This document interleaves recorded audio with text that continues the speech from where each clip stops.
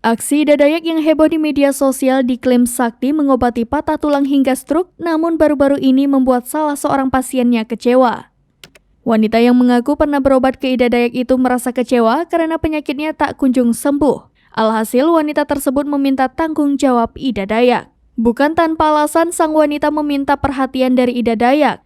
Ternyata wanita berambut pendek itu kesal karena videonya saat diobati oleh Ida Dayak viral di media sosial. Disebut-sebut sembuh seusai diobati Ida Dayak, wanita tersebut justru membongkar fakta sebaliknya. Ia mengaku tangannya masih tetap bengkok dan tak kunjung membaik. Dilansir tribunnewsbogor.com, dari short video pinggir laras, terlihat sang wanita memiliki tangan kiri yang bengkok meliuk-liuk. Setelah beberapa kali memijat, Ida Dayak berhasil membuat tangan pasiennya yang bengkok tersebut kembali lurus.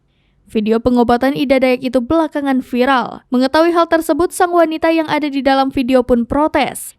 Dikutip dari akun TikTok @siborebanar, wanita tersebut kecewa atas viralnya video pengobatan Ida Dayak terhadapnya. Sebab tangannya belum juga sembuh dan masih bengkok parah. Ia sudah menunggu Ida Dayak sejak lama untuk bisa meluruskan kembali tangannya.